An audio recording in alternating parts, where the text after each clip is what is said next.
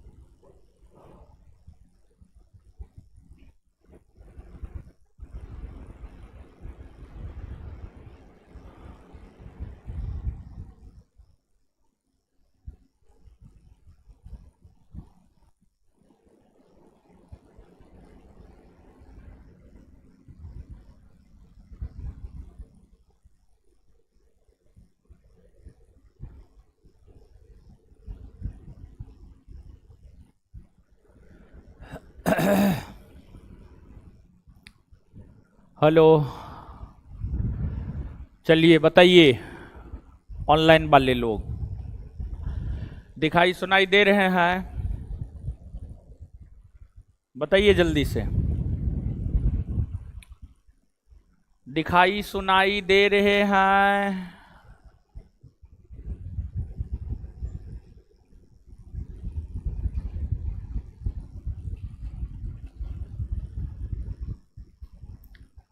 हाँ, देखिए पटना में गर्मी बहुत पड़ रहा है। पटना में जो गर्मी बहुत पड़ रहा है, उसी वजह से पटना का डीएम आदेश दिया है कि 13, 14, 15 3 दिन कोचिंग संस्थान बंद रहेंगे, लेकिन ऑनलाइन क्लास आप ले सकते हैं। ऑनलाइन क्लास आप ले सकते हैं। तो इसी वजह से ऑफलाइन आज, कल और परसों बंद है। सिर्फ और सिर्फ अभी क्लास जो चल रहा है ऑनलाइन चल रहा है। धारा 144 लागू है। हाँ, धारा 144 लागू है। कुछ भी होता है पटना में तो कोचिंगे पर सबसे पहले धारा 144 लागू करता है। समझे, सबसे पहले कोचिंगे को बंद करता है।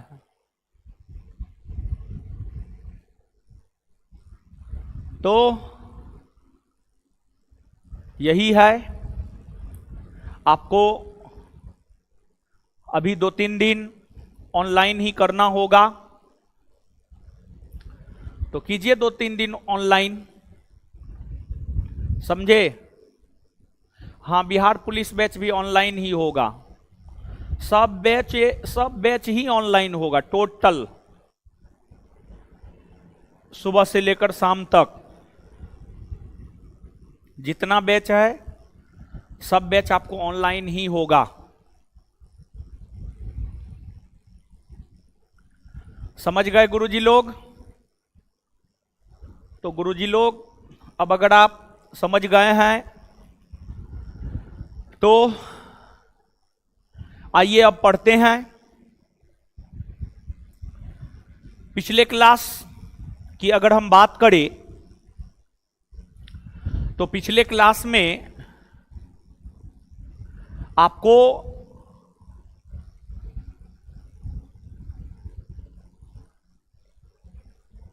ब्रिटिशों की आर्थिक नीति को पढ़ा रहे थे हम। देखिए, ब्रिटिशों की आर्थिक नीति में कर की वसूली के लिए ब्रिटिशों के द्वारा जो इजारेदारी प्रथा, रैयतबाड़ी बंदोबस्त, महलबारी प्रथा, अस्थाई बंदोबस्त लागू किया गया। ये सब बात हम आपको पढ़ा दिए थे। मेन आर्थिक नीति में यही 3 बंदोबस्त को आपको पढ़ना है।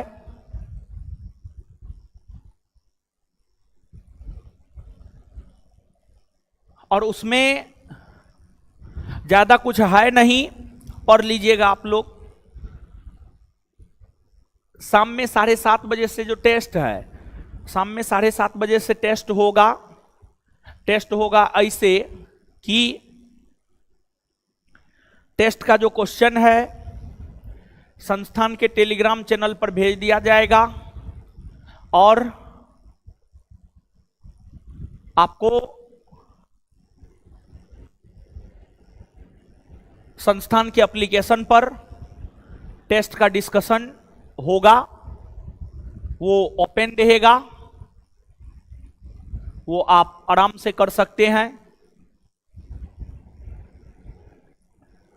विकास रॉय क्या बोल रहे हैं, कमेंट ऊपर चल गया है।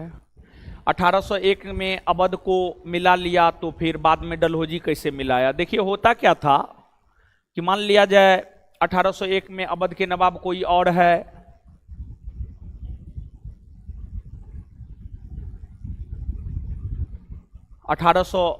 एक में अवध का नवाब कोई और है, वो तो सहायक संधि को स्वीकार लिया।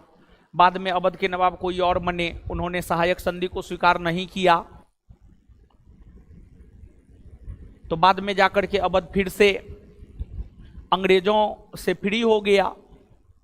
तो अंग्रेजों ने पुनः 1856 में अवध को कुप्रशासन के आरोप के तहत डलहौजी मिला लिया। ये होता था। आपको साउंड बढ़ाइए, साउंड बढ़ा हुआ है, ये है। सबको सुनाई दे रहा है ना जी? ऑनलाइन वाले जो लोग हैं सबको सुनाई दे रहा है ना? हाँ, सबको सुनाई दे रहा है, आप ही को नहीं दे रहा है। जो मैसेज कर रहे हैं साउंड बढ़ाइए, समझे? हाँ, चलिए आइए अब देखिए आपको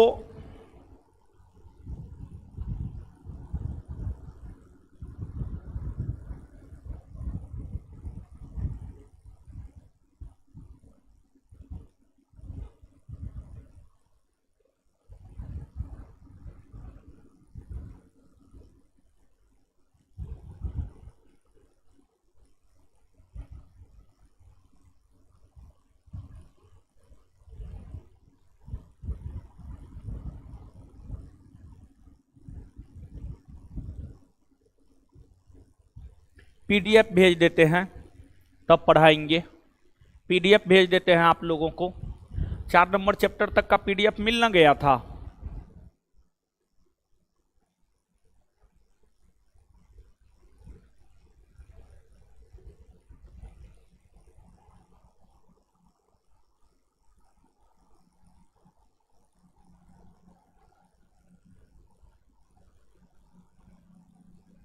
चार नंबर चैप्टर से आगे का पीडीएफ भेज देते हैं पहले आप लोग को, तब पढ़ाते हैं।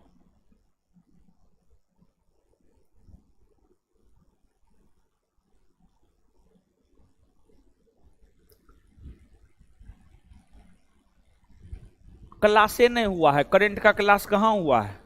क्लासे नहीं हुआ, 4 गो क्लास हुआ है करंट का। यूट्यूब पर जितना डाला हुआ है ना उतना ही क्लासे हुआ है। बीच में तो क्लास सब बंदे न था जी, बीच में क्लास सब बंद था, इसी वजह से जो है नहीं हुआ है, और कोई बात नहीं है, समझे?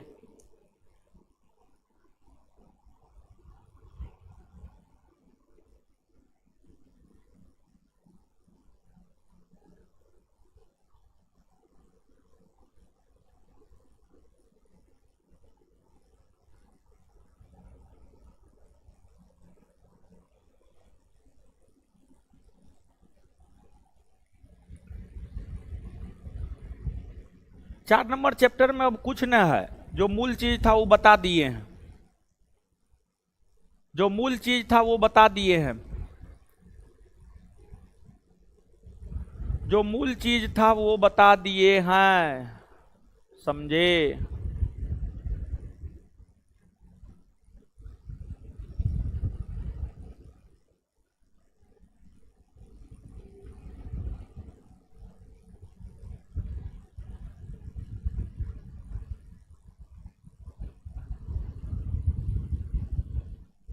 लिखा करके पढ़िएगा।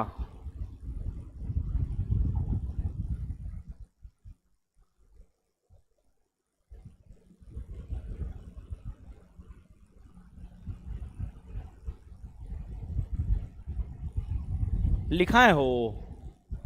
लिखा कर।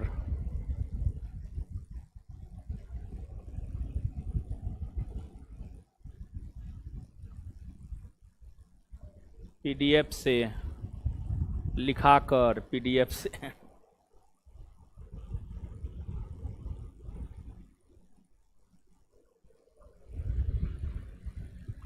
पीडीएफ से पढ़िए, जल्दी खत्म हो जाएगा।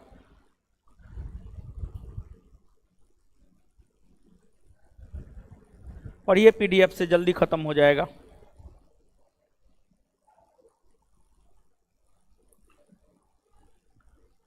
कॉपी में लिख लिया कीजिए आप लोग।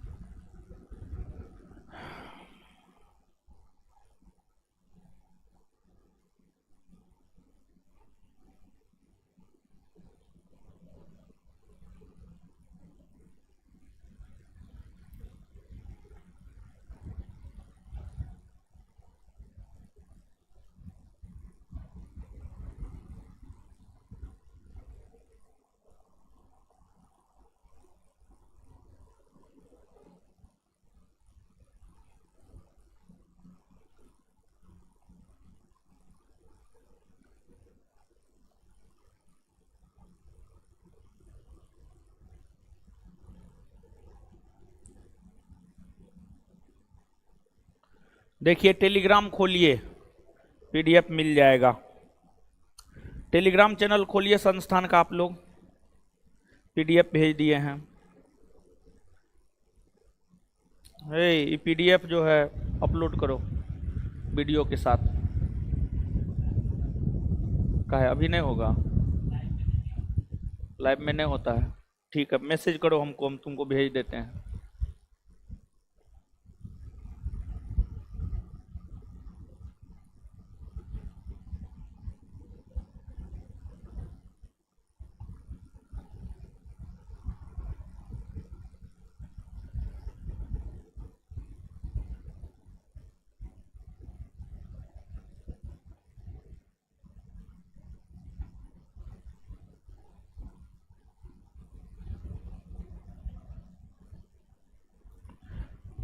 सब चीज बताएंगे आराम से, धीरे धीरे से सब चीज बताएंगे, चिंता मत कीजिए।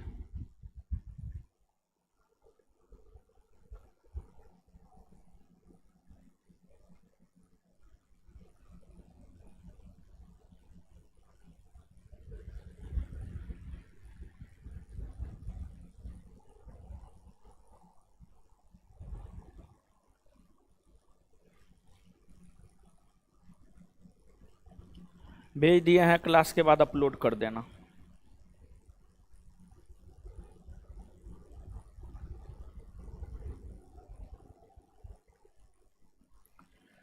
चलिए अब आइए, ऑनलाइन वाले लोग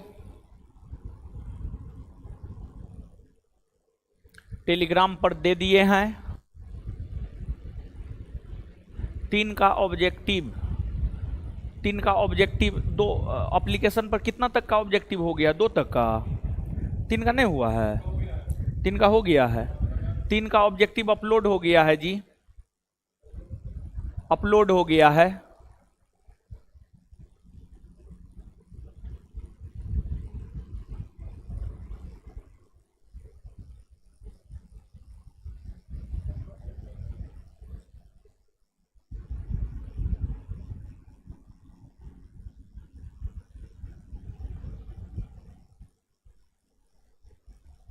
तीन का ऑब्जेक्टिव अपलोड हो गया है, देखिए ना आप।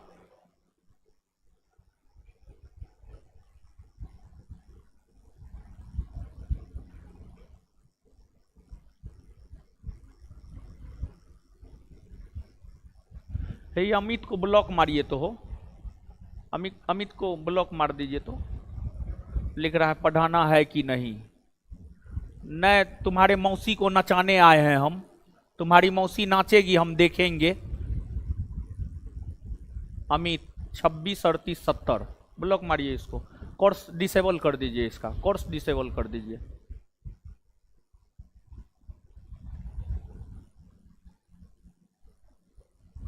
उसकी मौसी नाचेगी, आप लोग देखिएगा, हम भी देखेंगे, समझे।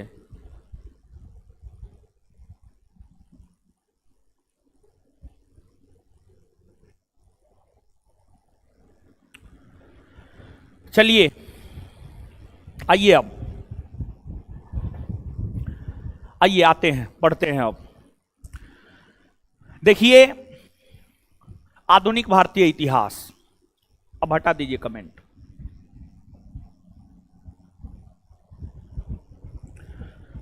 देखिए आधुनिक भारतीय इतिहास। आधुनिक भारतीय इतिहास हम लोग पढ़ रहे हैं, और आधुनिक भारतीय इतिहास की अगर हम लोग बात करें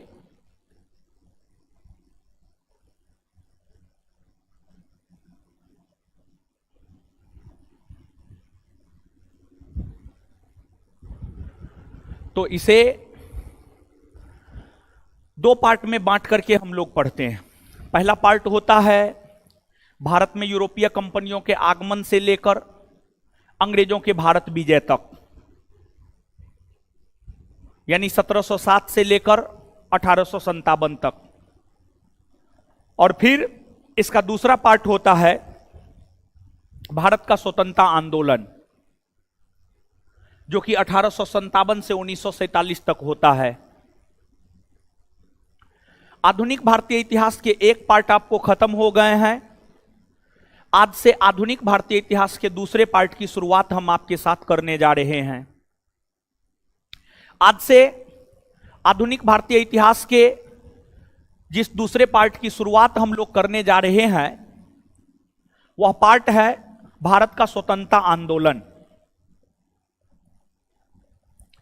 भारत का स्वतंत्रता आंदोलन, वह पार्ट है आपको भारत का स्वतंत्रता आंदोलन।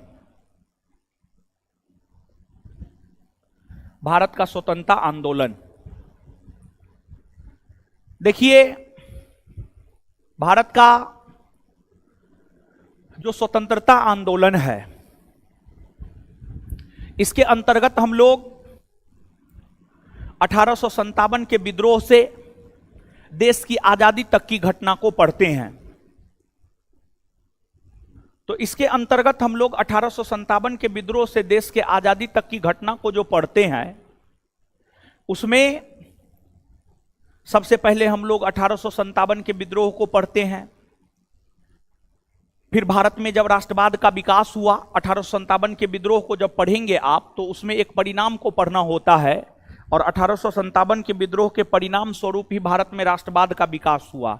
और जब भारत में राष्ट्रवाद का विकास हुआ तो कई सारे राजनीतिक संगठनों की स्थापना हुई। उसी क्रम में कांग्रेस नामक एक राजनीतिक संगठन की स्थापना हुई, और फिर कांग्रेस देश की आजादी के लिए लड़ाई लड़ा, और फिर फाइनली जो है देश को वर्ष 1947 ईस्वी में आजादी मिल गई। तो 1857 के विद्रोह से आजादी तक की घटना को, 1857 के विद्रोह से आजादी तक की घटना को जो है हम लोग पढ़ते हैं।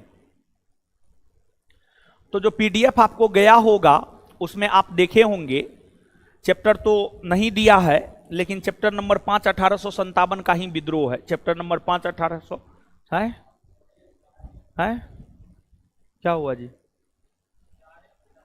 चारे में था? 1857 का विद्रोह चारे में था है? अरे पीडीएफ देखा है तुम जी? अरे सिलेबस छोड़ो नहीं यार, वो आगे पीछे होता है, अजीब हाल है। चलिए, तो भारत का स्वतंत्रता आंदोलन आज से शुरू हो रहा है आपका। भारत का स्वतंत्रता आंदोलन आज से जो है आपको शुरू हो रहा है। और स्वतंत्रता आंदोलन इतिहास का सबसे महत्वपूर्ण सेगमेंट है, इतिहास का सबसे महत्वपूर्ण भाग है स्वतंत्रता आंदोलन। इतिहास का सबसे महत्वपूर्ण भाग है स्वतंत्रता आंदोलन। स्वतंत्रता आंदोलन इतिहास का सबसे महत्वपूर्ण भाग है। आइए स्वतंत्रता आंदोलन को जो है हम लोग पढ़ते हैं। इसमें सबसे पहले 1857 के विद्रोह को पढ़ते हैं। 1857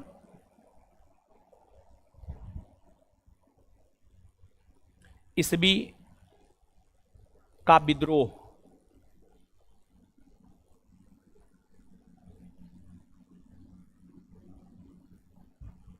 यही आज का आपका टॉपिक है। आज का टॉपिक जो है आपका यही है, 1857 का विद्रोह। तो देखिए समझिएगा 1857 का विद्रोह। देखिए आपको 1857 का विद्रोह सिपाहियों के द्वारा किया गया था, सिपाहियों के द्वारा। और जिन सिपाहियों के द्वारा 1857 का विद्रोह किया गया था, ये ऐसे सिपाही थे जो अंग्रेजों के अधीन कार्यरत थे, लेकिन इन सिपाहियों का अंग्रेजों के द्वारा शोषण किया गया। जब सिपाहियों का अंग्रेजों के द्वारा शोषण किया गया तो उस शोषण से प्रताड़ित होकर सिपाहियों ने अंग्रेजों के खिलाफ जो विद्रोह किया है, उसी विद्रोह को इतिहास में 1857 का विद्रोह हम लोग कहते हैं। 1857 के विद्रोह के कई कारण थे, लेकिन उसका जो मूल कारण था वह चर्बी युक्त कारतूस वाले एनफील्ड राइफल का शामिल किया जाना 1857 के विद्रोह का तत्कालिक कारण था। और उसी वजह से 1857 का विद्रोह हुआ। यह विद्रोह लगभग 1 वर्षों तक चला। यह विद्रोह जो है लगभग 1 वर्षों तक चला। इस विद्रोह को अंग्रेजों ने बलपूर्वक दबा दिया।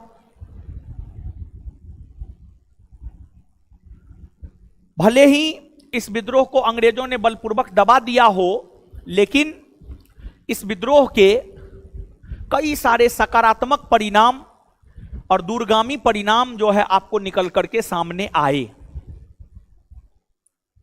तो जो 1857 का विद्रोह है, इसे हम लोग 5 भाग में बांटकर पढ़ेंगे। 1857 के जो विद्रोह है, इसे हम लोग 5 भाग में बांटकर पढ़ेंगे। 1857 के विद्रोह को जो हम लोग 5 भाग में बांटकर पढ़ेंगे, उसमें एक आपको 1857 के विद्रोह के स्वरूप या प्रकृति को देखेंगे, स्वरूप या प्रकृति को देखेंगे। फिर आपको 1857 के विद्रोह के कारण को देखेंगे हम लोग। 1857 के विद्रोह के कारण को हम लोग देखेंगे। फिर आपको 1857 के विद्रोह के विस्तार, किस क्षेत्र में इसका विस्तार था और किस क्षेत्र में इसका नेतृत्व किसने किया, विस्तार और नेतृत्वकर्ता को देखेंगे। फिर आपको 1857 के विद्रोह के असफलता के कारण को देखेंगे। 1857 का विद्रोह असफल रहा, तो उसके असफलता के कारण को देखेंगे। और फिर 1857 के विद्रोह के कई सारे परिणाम निकल करके सामने आए हैं। तो 1857 के विद्रोह के जो कई सारे परिणाम निकल करके सामने आए हैं, इस विद्रोह के परिणाम को हम लोग देखेंगे। तो यही 5 भाग में बांट करके 1857 के विद्रोह को हम लोग पढ़ेंगे। लेकिन उससे पहले जो है आपको कुछ तथ्य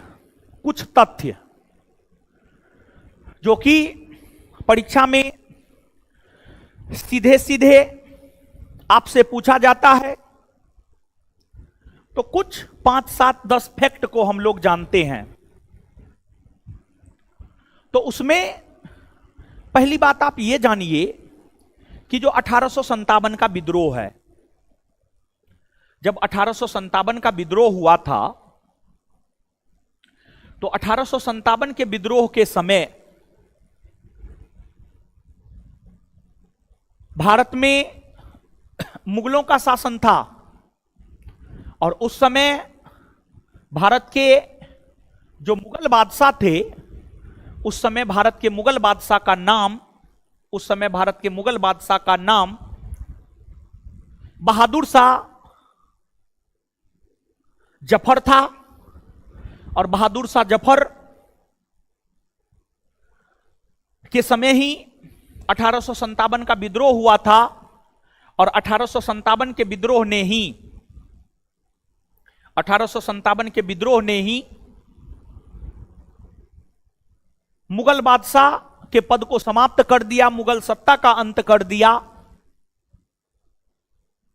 इसके बाद जब 1857 का विद्रोह हुआ था, तो उस समय ब्रिटेन के प्रधानमंत्री लॉर्ड पामस्टर्न थे और ब्रिटेन में विरोधी दल का नेता डिजरेली था। और जब 1857 का विद्रोह हुआ था, तो उस समय भारत के जो गवर्नर जनरल थे, उनका नाम था लॉर्ड कैनिंग। हम लोगों ने बंगाल के गवर्नर जनरल, भारत के गवर्नर जनरल और भारत के वायसराय को हम लोगों ने पढ़ा है।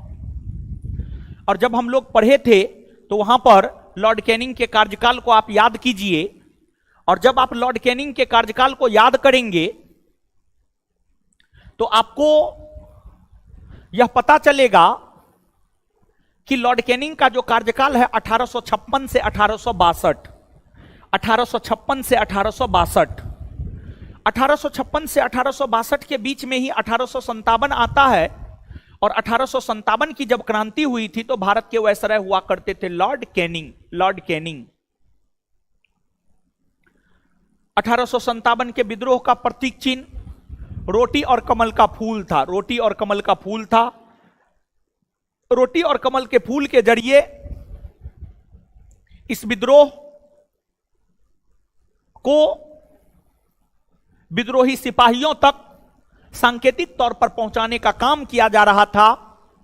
वही रोटी और कमल का फूल 1857 के विद्रोह का प्रतीक चिन्ह बना।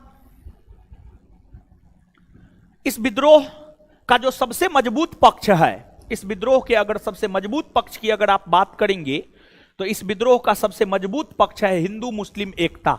हिंदू मुस्लिम एकता इस विद्रोह का सबसे मजबूत पक्ष है, हिंदू मुस्लिम एकता।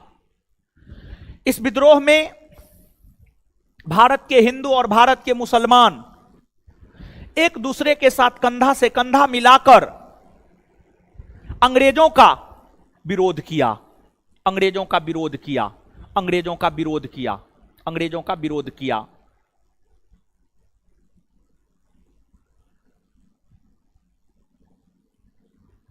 तो ये सब छोटे छोटे फैक्ट हैं।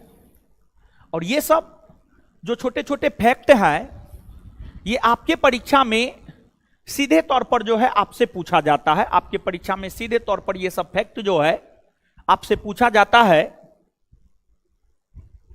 तो ये सब बात जो है आप याद रखिएगा। तो आइए एक बार मेरे साथ याद कर लीजिए। जो जहां बैठे हुए हैं सो करके पढ़ रहे हैं, लेट करके पढ़ रहे हैं, टेबल कुर्सी लगा करके पढ़ रहे हैं, कैसे भी पढ़ रहे हैं, तो आइए मेरे साथ याद कीजिए और बताइए फटाफट। ये सब फैक्ट है और सीधे सीधे ये फैक्ट आपसे आपके परीक्षा में पूछा जाता है। आप क्वेश्चन बैंक पलट करके देखिए, ये सभी प्रकार के फैक्ट आपके परीक्षा में देखने को मिल जाएंगे। तो बताइए आप हमको, जो आपको 1857 का विद्रोह है, 1857 के विद्रोह के समय गवर्नर जनरल 1857 के विद्रोह के समय मुगल बादशाह कौन था? बहादुर शाह जफर। 1857 के विद्रोह के समय मुगल बादशाह कौन था? बहादुर शाह जफर। भारत के गवर्नर जनरल कौन थे? Lord Canning. भारत के गवर्नर जनरल कौन थे? Lord Canning.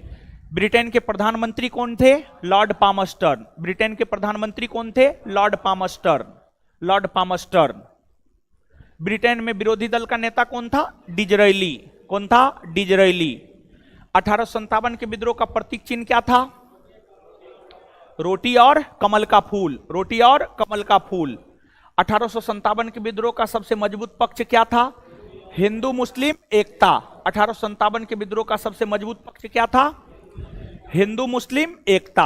1857 के विद्रोह का सबसे मजबूत पक्ष हिंदू मुस्लिम एकता। इतना बात गुरुजी लोग याद हो गया? कमेंट कीजिए, बताइए, कमेंट दीजिए यहां पर जी, बताइए।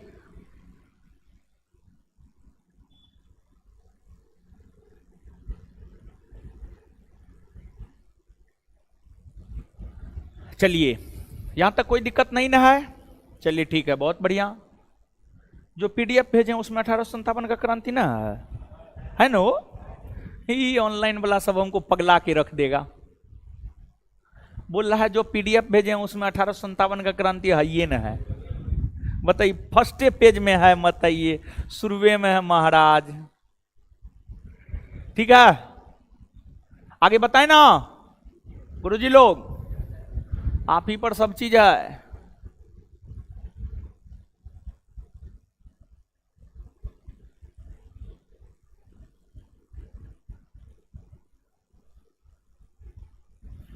ब्रिटेन के पीएम का नाम था लॉर्ड पामस्टर्न। लॉर्ड पामस्टर्न। लॉर्ड पामस्टर्न।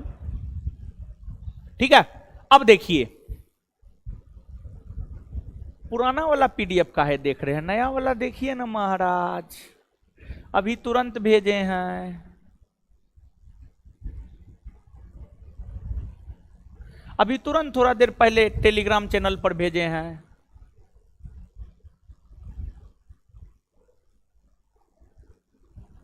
चलिए, अब कुछ को तो लग रहा है कि ये रिकॉर्डेड वीडियो चल रहा है महाराज। रिकॉर्डेड ने हम अपना से पढ़ा रहे हैं। अजीब हाल है इस सब का। मतलब शक का भी एक सीमा होता है, सब सीमा को ये सब पार कर गया है। चलिए, अब आइए, अब कारण को देखते हैं। है पीडीएफ नहीं आया है, आपके कहने से नहीं आया है, बट ये सब पगला देगा, समझे, हमको पागल कर देगा। हमको आगरा या रांची जाना पड़ेगा तब।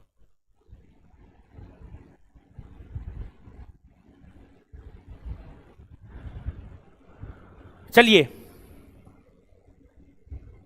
आ जाइए, अब निकाल लीजिएगा, पीडीएफ निकाल लीजिएगा, समझे। देखिए है क्या कि आप लोग जो है ऑफलाइन तो आए हुए हैं नहीं, इसी वजह से पीडीएफ दे दिए हैं। देखिए, पढ़िए, तब तक फिर क्लास में लौट जाइएगा ना तो वापस हम लिखा देंगे। हमको क्या है, हमको थोड़े कोई दिक्कत है महाराज, हम आज तक पढ़ाते हुए लिखाते हुए आए हैं ना, तो अभी भी कहिएगा तो हम लिखा देंगे, हमको कोई दिक्कत थोड़े है? लिखाना है, अरे हम लिखाइयो देंगे, हम सब चीज कर देंगे महाराज। अभी पीडीएफ से कीजिए ना, अभी पीडीएफ से कीजिए ना।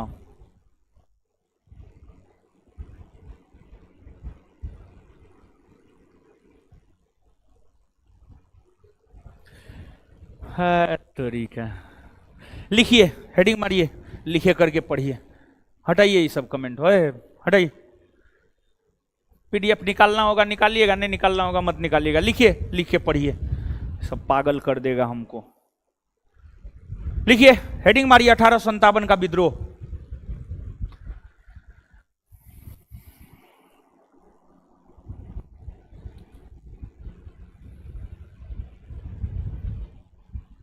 (1857) का विद्रोह।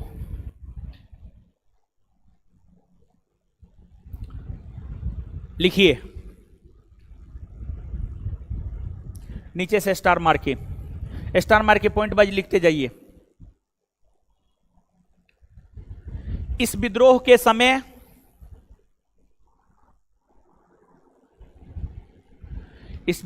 समय मुगल बादशाह बहादुर शाह जफर थे। इस विद्रोह के समय मुगल बादशाह बहादुर शाह जफर थे।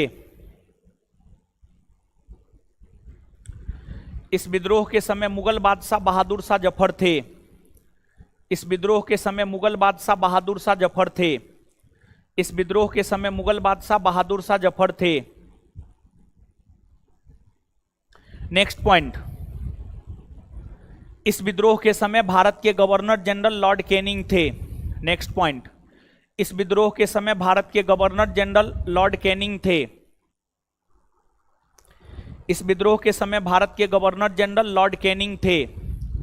इस विद्रोह के समय भारत के गवर्नर जनरल लॉर्ड कैनिंग थे।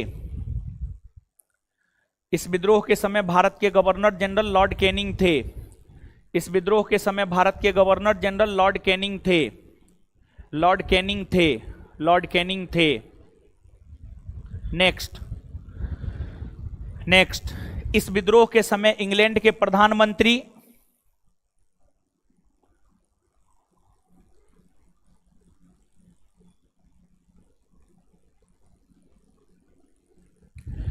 इस विद्रोह के समय इंग्लैंड के प्रधानमंत्री पामस्टर्न इस विद्रोह के समय इंग्लैंड के प्रधानमंत्री पामस्टर्न और विरोधी दल का नेता डिजरायली था। और विरोधी दल का नेता डिजरायली था। डिजरायली और विरोधी दल का नेता डिजरायली था। और विरोधी दल का नेता डिजरायली था। नेक्स्ट पॉइंट, इस विद्रोह का सबसे मजबूत पक्ष हिंदू मुस्लिम एकता। इस विद्रोह का सबसे मजबूत पक्ष हिंदू मुस्लिम एकता। इस विद्रोह का सबसे मजबूत पक्ष हिंदू मुस्लिम एकता।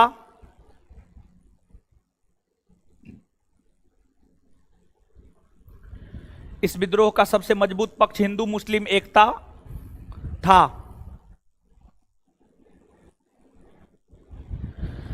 नेक्स्ट,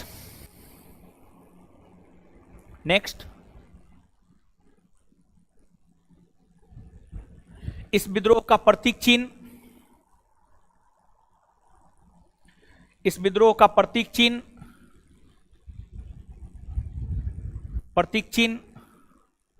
चपाती और कमल का फूल था। इस विद्रोह का प्रतीक चिन्ह चपाती यानी रोटी को ही चपाती कहा जाता है, या चपाती को ही रोटी कहा जाता है। इस विद्रोह का प्रतीक चिन्ह चपाती और कमल का फूल था। इस विद्रोह का प्रतीक चिन्ह चपाती और कमल का फूल था।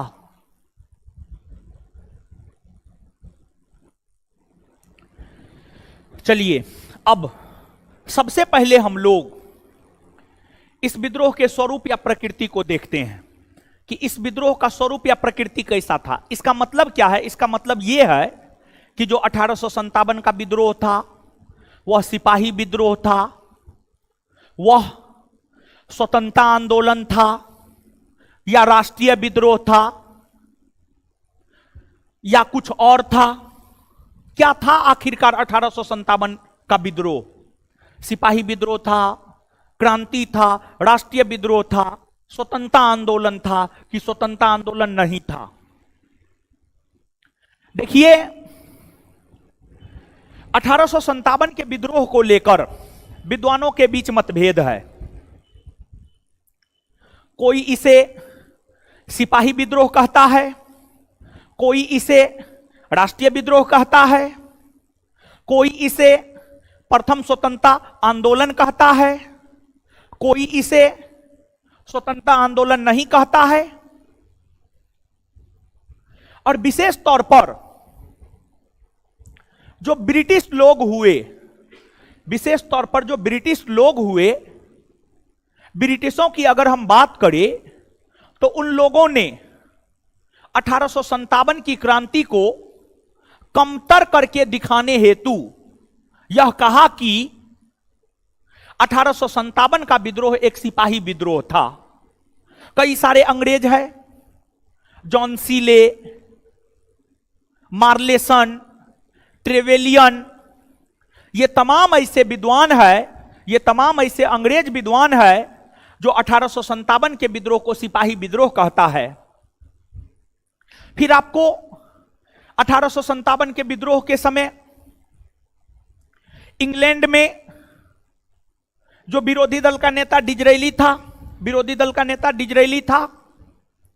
डिजरेली की अगर हम बात करें तो डिजरेली ने क्या कहा, इसको आप समझिएगा। डिजरेली ने 1857 के विद्रोह को लेकर यह कहा कि यह एक राष्ट्रीय विद्रोह है।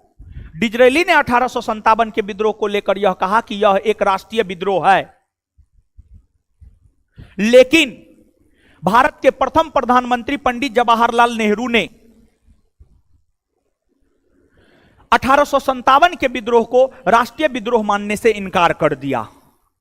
पंडित नेहरू का मानना था कि 1857 ईस्वी तक भारत में राष्ट्रवाद का विकास नहीं हुआ था। 1857 ईस्वी तक भारत में राष्ट्रवाद का विकास नहीं हुआ था, इसी वजह से 1857 का विद्रोह राष्ट्रीय विद्रोह नहीं है।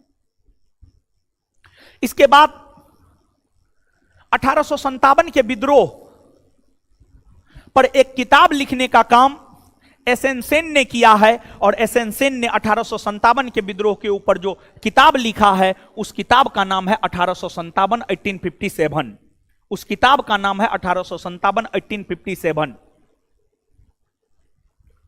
और एसएन सेन जो कि 1857 के विद्रोह के ऊपर लिखने वाला सरकारी इतिहासकार भी है। 1857 के विद्रोह के ऊपर लिखने वाला सरकारी इतिहासकार भी आपको एसएन सेन ही है। और एसएन सेन की अगर हम बात करें तो इनका क्या मानना था जानते हैं 1857 के विद्रोह को लेकर? एसएन सेन का 1857 के विद्रोह को लेकर यह मानना था कि इस विद्रोह की शुरुआत धर्म को लेकर हुआ, धार्मिक मामला को लेकर हुआ, लेकिन इसका अंत स्वतंत्रता आंदोलन के रूप में हुआ। देखिए, जब आप 1857 के विद्रोह के कारण को जानेंगे तब आपको पता चलेगा कि इस विद्रोह की शुरुआत धर्म को लेकर हुआ। कैसे धर्म को लेकर इस विद्रोह की शुरुआत हुआ? देखिए, अभी हम आपको तुरंत थोड़ा देर पहले क्या बता रहे थे? अभी हम तुरंत आपको थोड़ा देर पहले यह बतलाए हैं कि 1857 के विद्रोह का तत्कालिक कारण है ब्रिटिश सेना में चर्बी युक्त कारतूस वाले एनफील्ड राइफल का शामिल किया जाना। यह 1857 के विद्रोह का तत्कालिक कारण है। देखिए, जो चर्बी युक्त कारतूस वाले एनफील्ड राइफल को शामिल किया गया, एनफील्ड राइफल में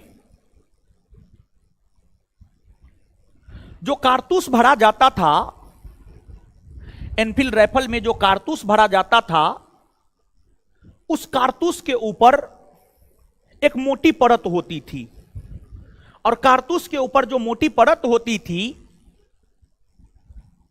उस मोटी परत को मुंह से खोलना होता था, और उस मोटी परत में गाय और सुअर की चर्बी मिली हुई होती थी। उस मोटी परत में गाय और सुअर की चर्बी मिली हुई होती थी। गाय और सुअर, गाय के मांस को हिंदू धर्म मुंह में नहीं ले सकता है, और सुअर के मांस को मुसलमान मुंह में नहीं ले सकता है। इस्लाम धर्म में सुअर शब्द का प्रयोग करना तक वर्जित है। कोई मुसलमान जल्दी सुअर शब्द का प्रयोग भी नहीं कर सकता है, नहीं करता है, नहीं करता है और नहीं कर सकता है। तो जब सुअर शब्द का प्रयोग नहीं कर सकता है तो सुअर का मांस कैसे खाएगा? बताइए, खाएगा? नहीं ना, नहीं। धर्म है, धर्म। हिंदू धर्म के लोग जो है गाय का मांस क्यों नहीं खाते हैं? हिंदू धर्म के लोग गाय को अपनी माता मानते हैं। गाय हमारी माता है, हमको कुछ नहीं आता है।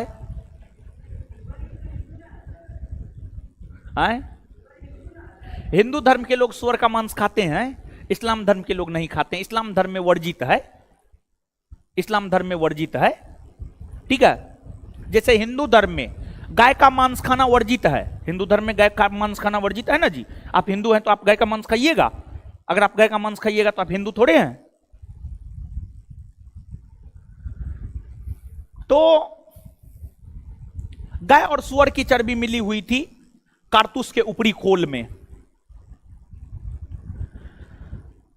अंग्रेज जानबूझकर यह किया। अंग्रेज जानबूझकर यह क्यों किया? तो अंग्रेज यह चाहता था भारत के हिंदू और मुसलमानों का धर्म नष्ट हो जाए। अंग्रेज भारत के हिंदू और मुसलमानों का धर्म नष्ट करना चाहता था।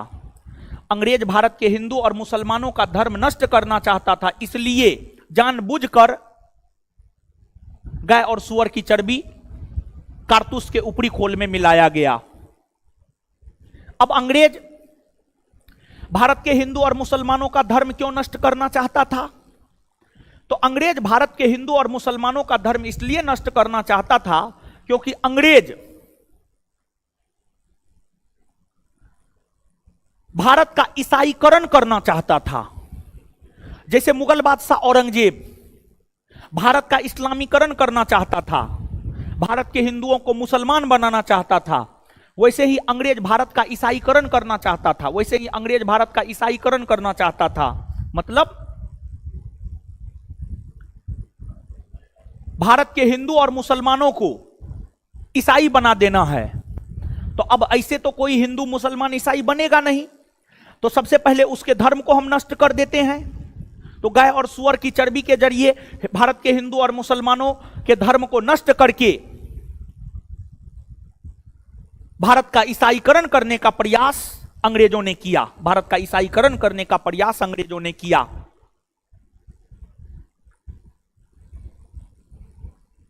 तो कहीं ना कहीं भारतीयों के धर्म को नष्ट करने को लेकर ही चर्बी युक्त कारतूस वाले एनफील्ड राइफल को शामिल किया गया। चर्बी युक्त कारतूस वाले एनफील्ड राइफल को शामिल किया गया। तो कहीं ना कहीं यही घटना तत्कालिक कारण भी बना। तो कहीं ना कहीं 1857 के विद्रोह की शुरुआत धर्म को लेकर हुआ।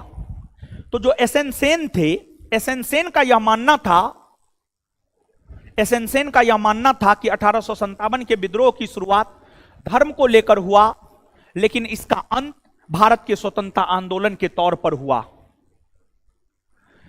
इसके बाद एक विद्वान है बीडी सावरकर, बीडी सावरकर, विनायक दामोदर सावरकर। विनायक दामोदर सावरकर यानी बीडी सावरकर की अगर हम बात करें तो बीडी सावरकर का मानना था कि जो 1857 का विद्रोह है यह एक सुनियोजित ढंग से किया गया स्वतंत्रता आंदोलन है, प्रथम स्वतंत्रता आंदोलन है। बीडी सावरकर ने 1857 के विद्रोह को सुनियोजित ढंग से किए गए प्रथम स्वतंत्रता संग्राम की संज्ञा दी है। सुनियोजित ढंग से किए गए प्रथम स्वतंत्रता संग्राम की संज्ञा दिया है। फिर आपको एक विद्वान हुए आरसी मजूमदार। उनका कहना था यह ना प्रथम, ना राष्ट्रीय और ना स्वतंत्रता आंदोलन है। आरसी मजूमदार का यह मानना था कि यह ना तो प्रथम और ना राष्ट्रीय और ना यह स्वतंत्रता आंदोलन है। फिर आपको एक अंग्रेज हुए टी आर होम्स।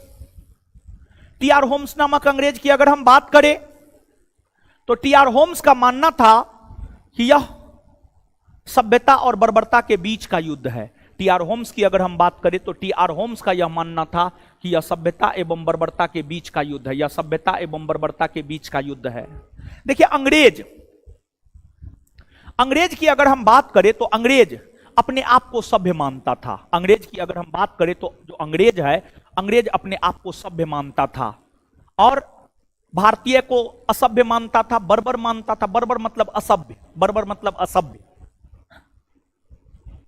और असभ्य मतलब कि भारतीयों को ना रहने का ढंग है, ना खाने का ढंग है, ना पीने का ढंग है। असभ्य मतलब ये।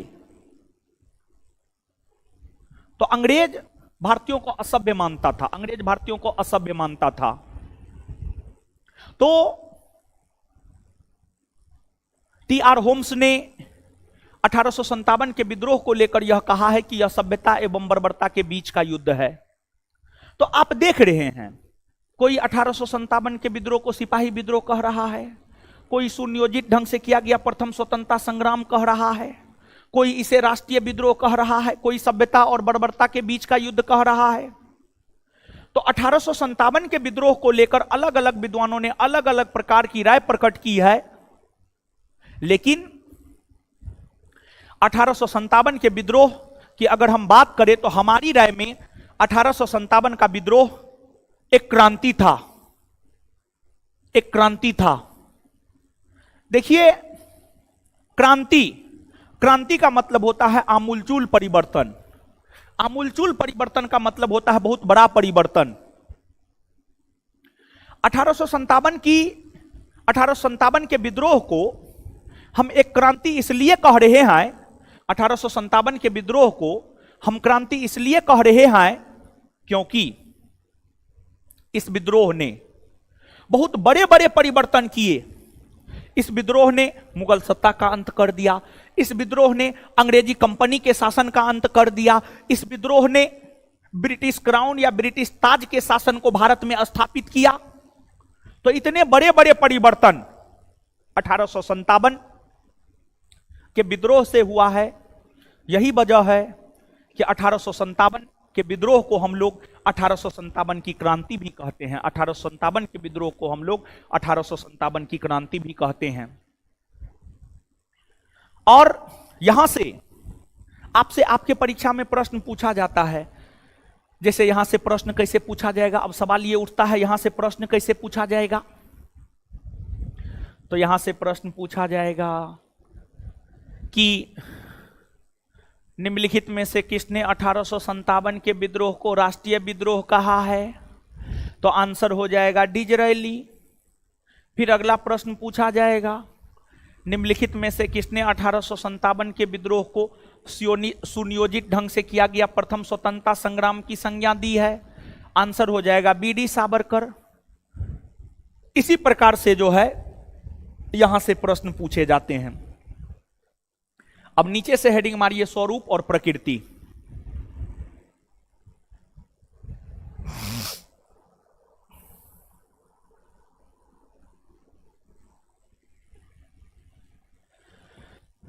स्वरूप या प्रकृति डैश दे करके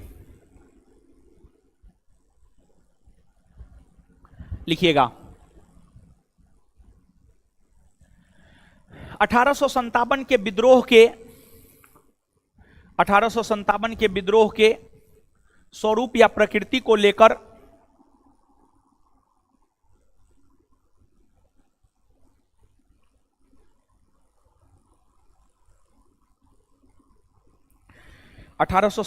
के विद्रोह के स्वरूप या प्रकृति को लेकर विद्वानों के बीच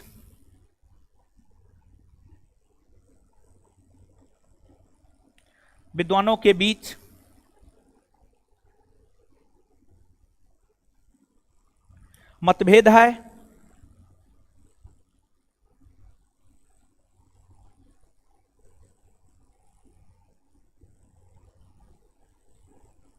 विद्वानों के बीच मतभेद है।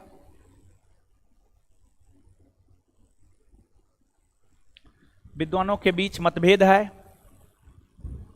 विद्वानों के बीच मतभेद है।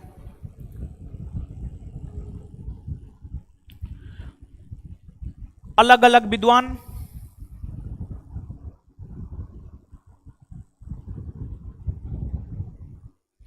अलग अलग विद्वान अलग अलग प्रकार का राय, अलग अलग विद्वान अलग अलग प्रकार का राय, अलग अलग विद्वान अलग अलग प्रकार का राय प्रकट करता है।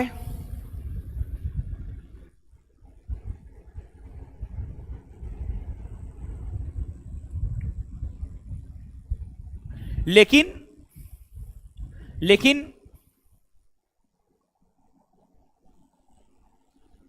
इस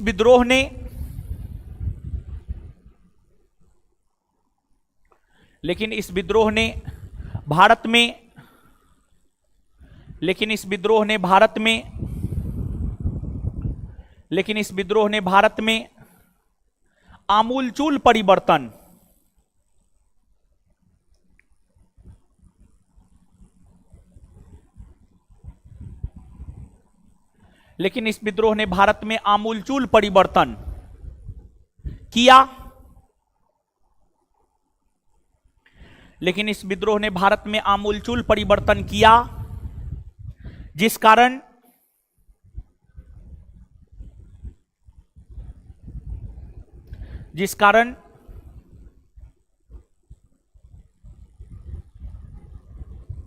इस विद्रोह को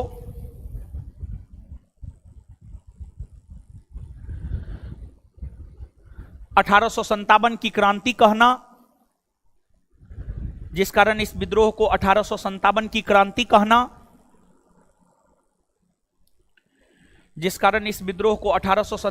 क्रांति कहना, ज्यादा उचित है।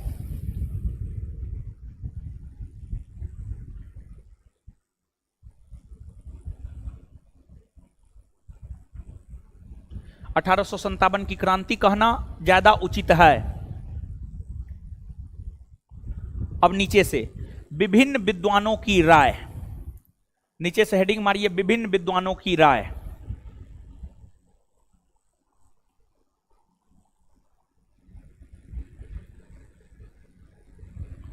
विभिन्न विद्वानों की राय।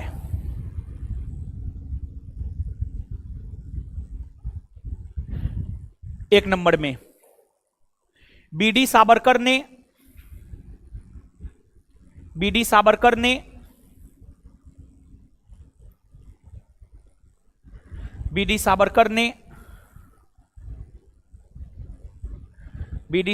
ने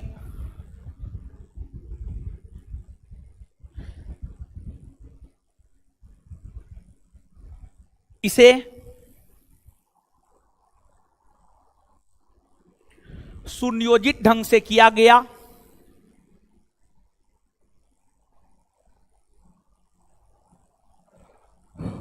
बीडी सावरकर ने इसे सुनियोजित ढंग से किया गया। प्रथम स्वतंत्रता संग्राम,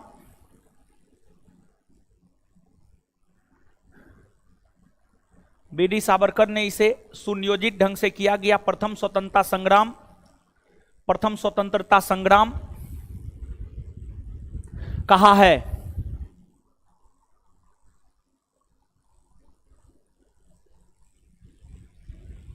नेक्स्ट 2 नंबर में आरसी मजूमदार ने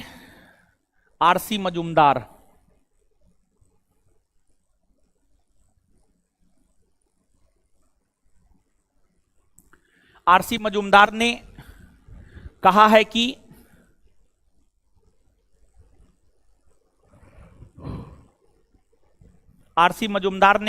कि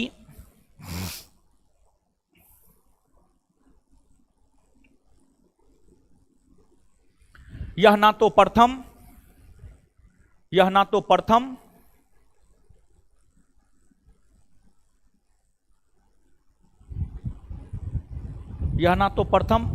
न राष्ट्रीय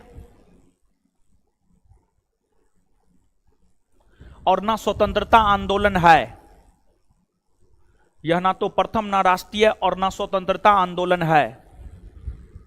यह ना तो प्रथम, ना राष्ट्रीय और ना स्वतंत्रता आंदोलन है। नेक्स्ट,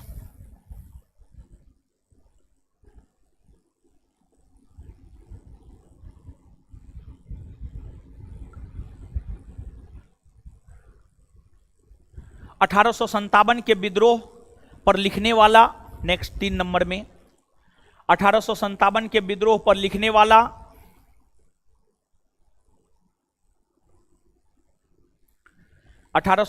के विद्रोह पर लिखने वाला सरकारी इतिहासकार,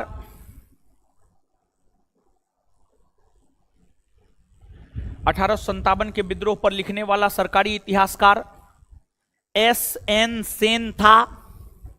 एस.एन. सेन था, एस.एन. सेन था, S.N. सेन, एस.एन. सेन था, जिन्होंने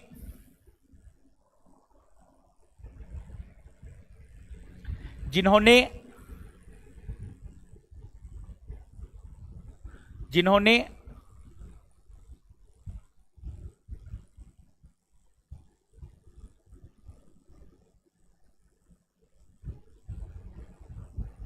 1857 नामक पुस्तक,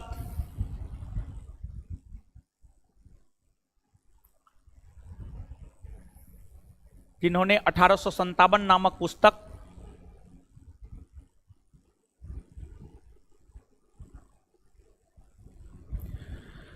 जिन्होंने 1857 नामक पुस्तक लिखा है,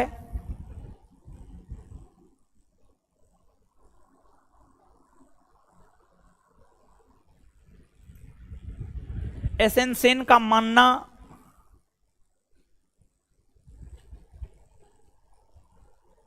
एस.एन. सेन का मानना था कि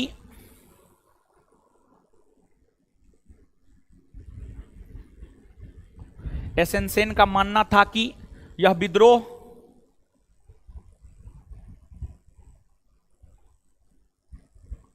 विद्रोह धार्मिक मामला को लेकर यह विद्रोह धार्मिक मामला को लेकर यह विद्रोह धार्मिक मामला को लेकर शुरू हुआ। यह विद्रोह धार्मिक मामला को लेकर शुरू हुआ, लेकिन इसका अंत लेकिन इसका अंत लेकिन इसका अंत लेकिन इसका अंत स्वतंत्रता आंदोलन के तौर पर हुआ।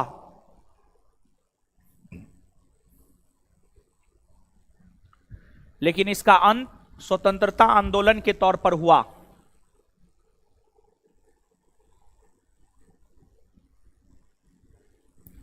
लेकिन इसका अंत स्वतंत्रता आंदोलन के तौर पर हुआ। नेक्स्ट, डिजरेली ने, नेक्स्ट जो भी पॉइंट है आपका, डिजरेली ने 1857 के विद्रोह को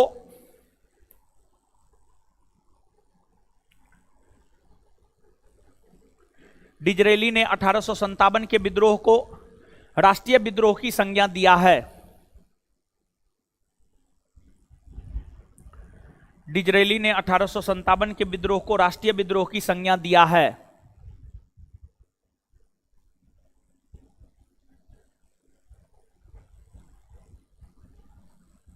नेक्स्ट पॉइंट, टी.आर. होम्स ने टी.आर.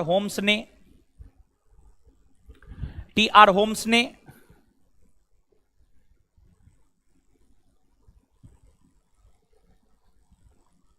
कहा है कि टी.आर. होम्स ने कहा है कि यह सभ्यता एवं बर्बरता के बीच का युद्ध है। टी.आर. होम्स ने कहा है कि टी.आर. होम्स ने कहा है कि यह सभ्यता एवं बर्बरता के बीच का युद्ध है। टी.आर. होम्स ने यह कहा है कि यह सभ्यता एवं बर्बरता के बीच का युद्ध है। आगे, जॉन सीले,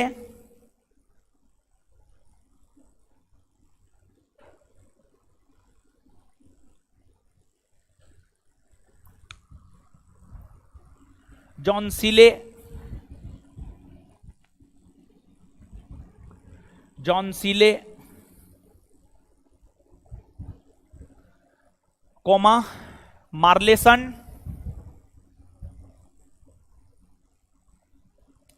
मार्लेसन, कोमा ट्रेवेलियन,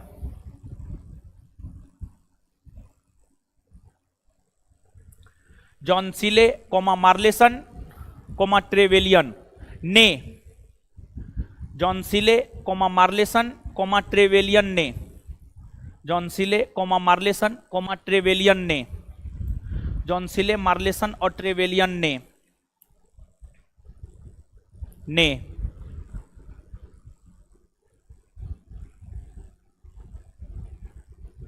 1857 के विद्रोह को 1857 के विद्रोह को सिपाही विद्रोह,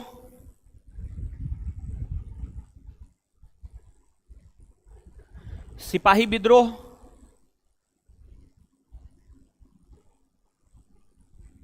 कहा है।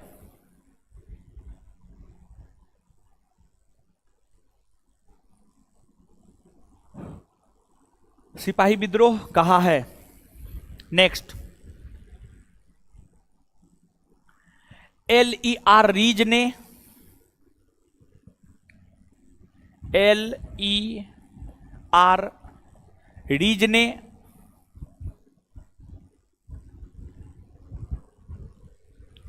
LER रीज ने कहा है कि LER रीज ने कहा है कि यह धर्मांधों का ईसाइयों के विरुद्ध युद्ध है।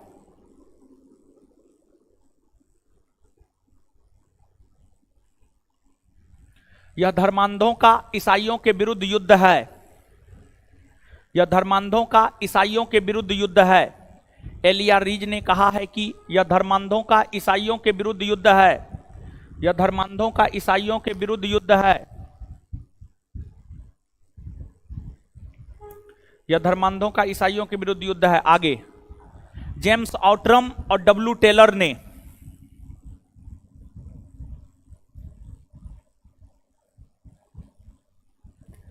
जेम्स आउट्रम और W टेलर ने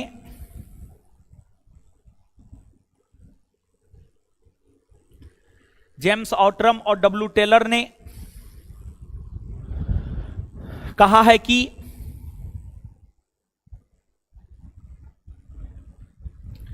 जेम्स आउट्रम और W टेलर ने कहा है कि यह हिंदू और मुसलमानों का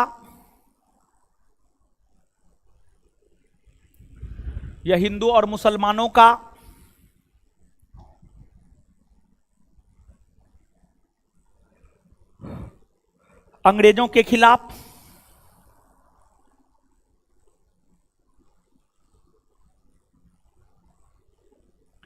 यह हिंदू और मुसलमानों का अंग्रेजों के खिलाफ षड्यंत्र है।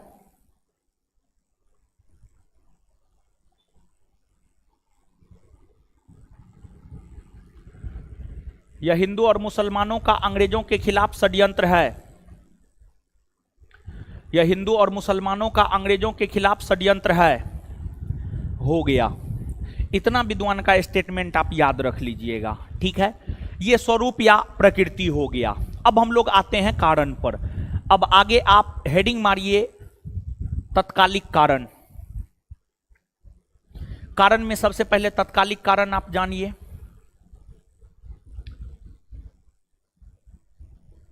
तत्कालिक कारण, तत्कालिक कारण। अब समझिए गुरुजी लोग, ऑनलाइन वाला सब समझ रहे हैं ना? हीरो सब कमेंट दीजिए हो। ऑनलाइन पढ़ने में कोई दिक्कत हो रहा है हीरो सब? हा हा हा हा हा हा।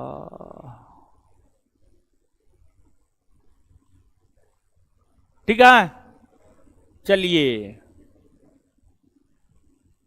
बहुत दिक्कत है, बोल रहा बहुत दिक्कत है। बहुत दिक्कत है तो पटना में पटना से हाजीपुर जब जाते हैं, गांधी सेतु पुल है, गांधी सेतु पुल पे जाइए और देख लीजिए कहां पर पानी ज्यादा है, वहां पे जाके डुबकी लगा लीजिए, सब दिक्कत खत्म। कोई दिक्कत रहेगा तब बताइए? कोई दिक्कत नहीं, सब दिक्कतें खत्म एक के बार में। सर मन नहीं लगता है, अरे बाप रे, मन नहीं लगता है तो मन नहीं लगता है तो आपको मन लगाने के लिए हम क्या मुजरा करें? हम नाचे यहां पर?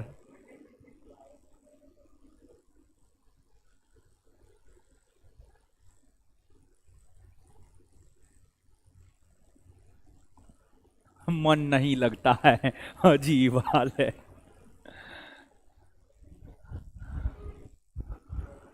चलिए आइए,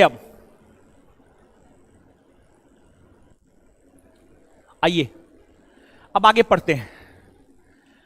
देखिए कारण में सबसे पहले तत्कालिक कारण। देखिए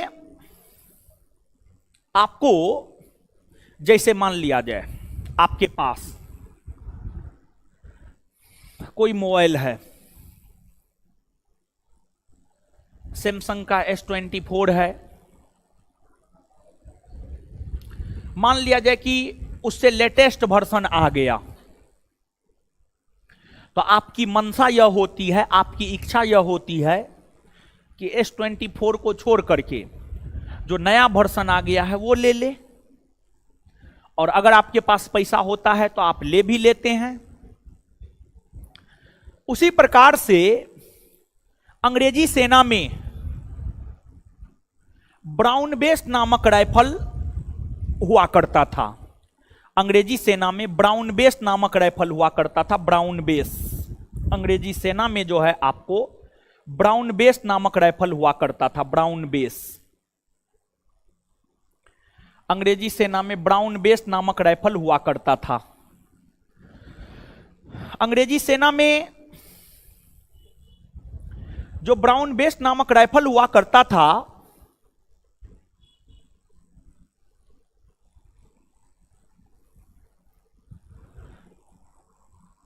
उस ब्राउन बेस राइफल को हटाकर हुआ क्या, ब्राउन बेस राइफल से अच्छी तकनीक के राइफल आ गए मार्केट में।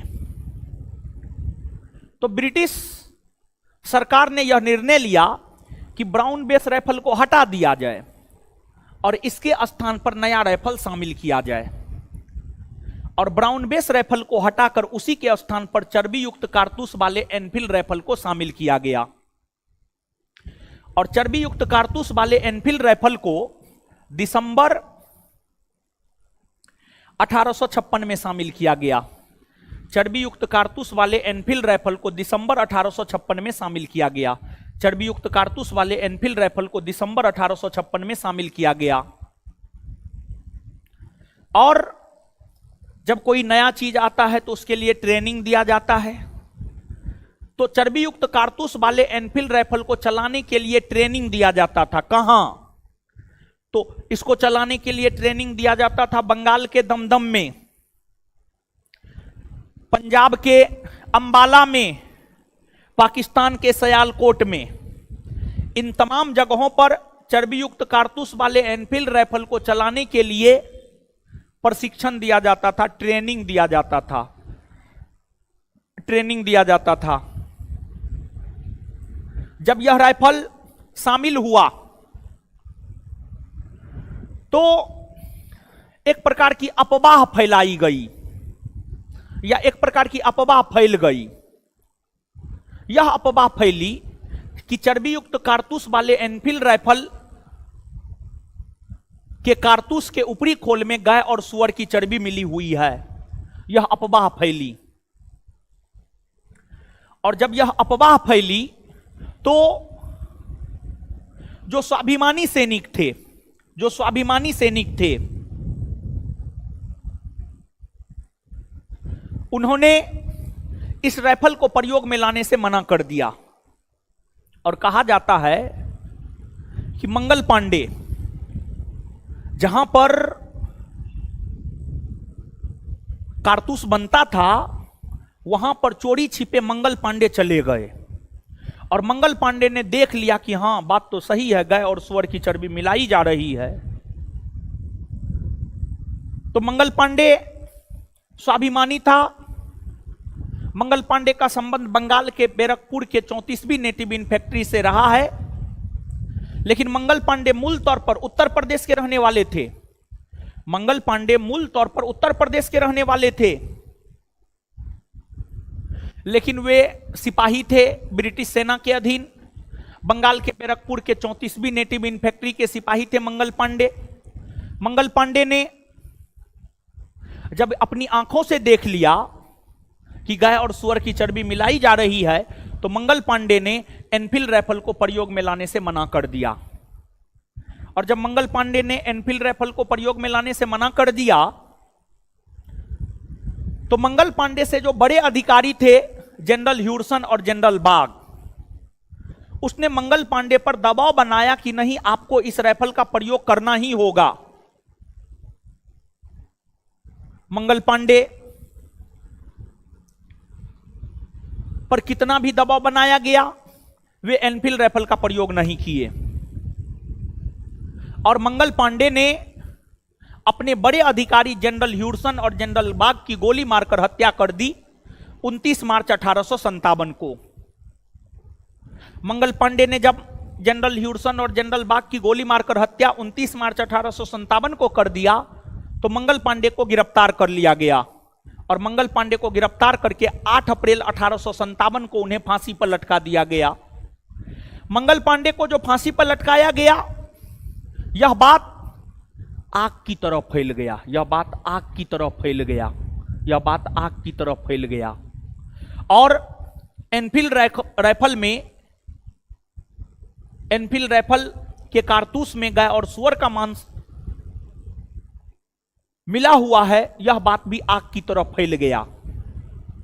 और फिर आगे चलकर कई सारे अन्य सैनिकों ने एनफील्ड राइफल को प्रयोग में लाने से मना कर दिया। और फिर अंततः 10 मई 1857 से उत्तर प्रदेश के मेरठ से विद्रोह की शुरुआत हुई। तो 1857 के विद्रोह की शुरुआत 10 मई 1857 से मेरठ से हुआ है, लेकिन मंगल पांडे को फांसी 8 अप्रैल 1857 को ही दे दिया गया है। अर्थात मंगल पांडे 1857 के विद्रोह के एक ऐसे नेता हुए जो विद्रोह शुरू होने से पहले ही मारे गए, जो विद्रोह शुरू होने से पहले ही मारे गए। समझे बात को? लिखिए क्या हेडिंग मारे हैं? तात्कालिक कारण। समझ गए ना हो हीरो सब? लिखिए तत्कालिक कारण डैश देकर। 1857 के विद्रोह का तत्कालिक कारण, 1857 के विद्रोह का तत्कालिक कारण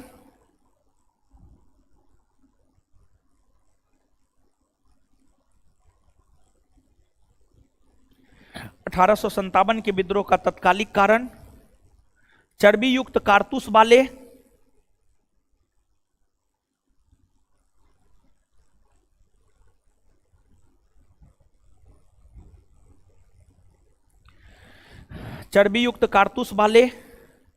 एनफील्ड राइफल का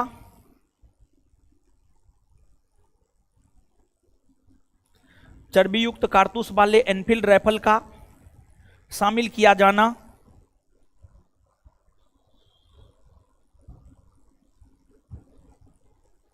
चर्बी युक्त कारतूस वाले एनफील्ड राइफल का शामिल किया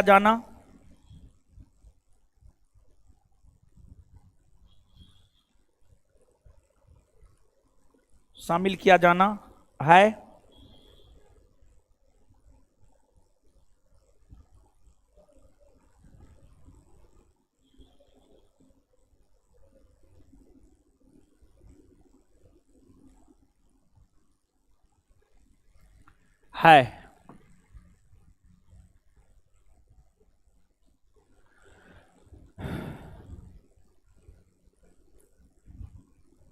यह राइफल दिसंबर 1856 में यह राइफल दिसंबर 1856 में, यह राइफल दिसंबर 1856 में, यह राइफल दिसंबर 1856 में, यह राइफल दिसंबर 1856 में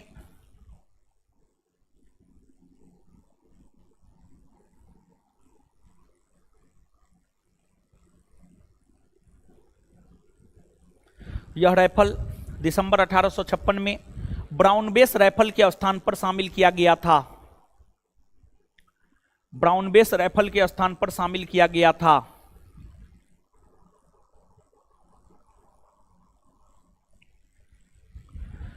यह राइफल दिसंबर 1856 में ब्राउन बेस राइफल के स्थान पर शामिल किया गया था। ब्राउन बेस राइफल के स्थान पर शामिल किया गया था। इस राइफल को चलाने का प्रशिक्षण, इस राइफल को चलाने का प्रशिक्षण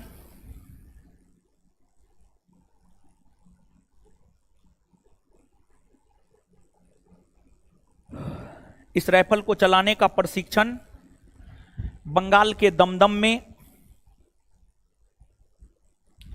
बंगाल के दमदम में कोमा,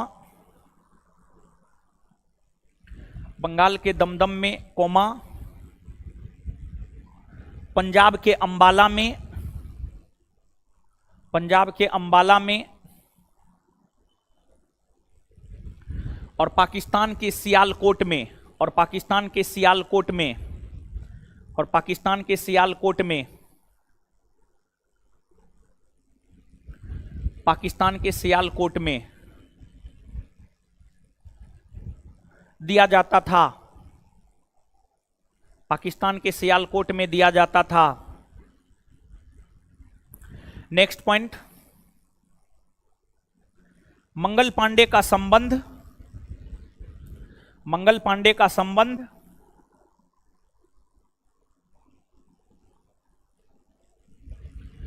मंगल पांडे का संबंध बंगाल के बैरकपुर के,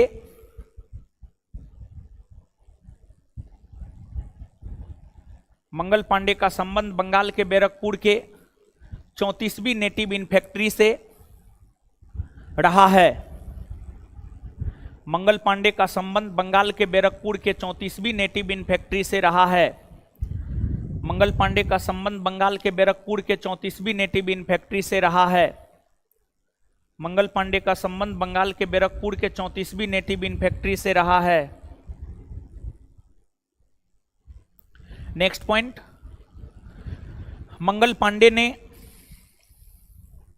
29 मार्च 1857 को,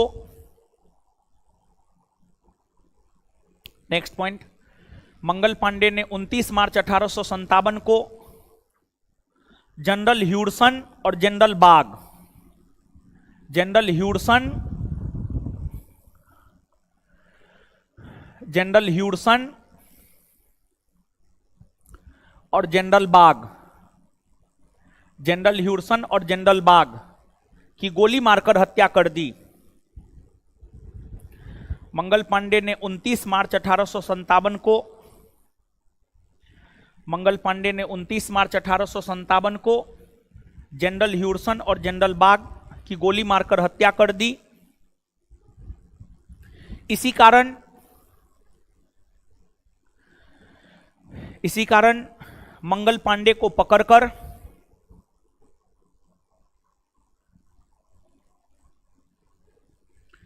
इसी कारण मंगल पांडे को पकड़कर इसी कारण मंगल पांडे को पकड़कर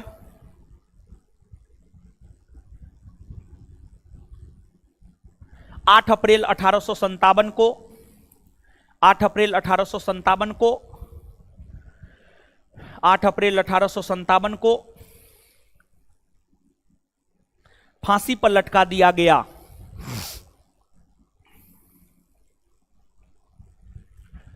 8 अप्रैल 1857 को फांसी पर लटका दिया गया। 8 अप्रैल 1857 को फांसी पर लटका दिया गया।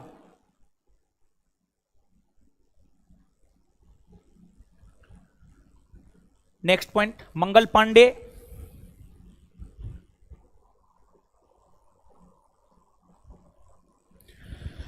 मंगल पांडे 1857 के विद्रोह के एक ऐसे नेता हुए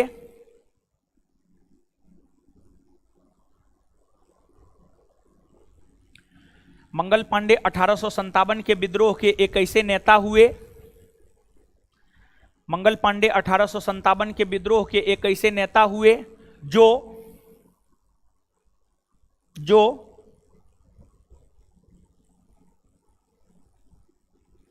विद्रोह शुरू होने से पहले ही शहीद हो गए, जो विद्रोह शुरू होने से पहले ही शहीद हो गए, जो विद्रोह शुरू होने से पहले ही शहीद हो गए, जो विद्रोह शुरू होने से पहले ही शहीद हो गए।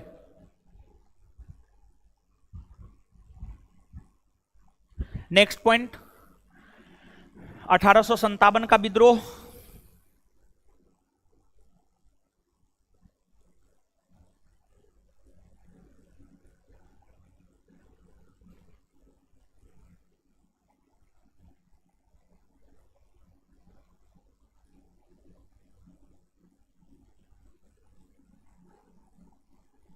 दस मई 1857 से उत्तर प्रदेश के मेरठ से शुरू हुआ है।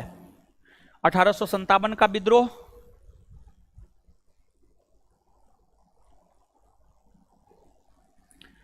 1857 का विद्रोह 10 मई 1857 से 1857 का विद्रोह 10 मई 1857 से उत्तर प्रदेश के मेरठ से शुरू हुआ है। उत्तर प्रदेश के मेरठ से शुरू हुआ है। चलिए गुरुजी लोग, हो गया, आज का कहानी यहीं तक है। गुरुजी लोग, अब आप क्या कीजिएगा पता है? आपको करना ये है कि जैसे क्लास में समझा देते हैं, लिखा देते हैं, फिर बोलते हैं पढ़ने के लिए, तुरंत अभी आप पढ़ लीजिए और पढ़ने के तुरंत बाद 3 बार 4 बार 5 बार बोल के याद कर लीजिए। इससे आगे मिलते हैं कल, समझ गए? और अभी फिलहाल क्लास ऑनलाइन ही चलेगा 15 तारीख तक। जैसे आज ऑनलाइन हुआ है, कल भी आप अपने टाइम से जुड़ जाइएगा और ऑनलाइन क्लास कर लीजिएगा। टाटा बाय बाय, मिलते हैं अगले क्लास में। बिहार पुलिस का बैच भी अपने समय से ऑनलाइन ही चलेगा।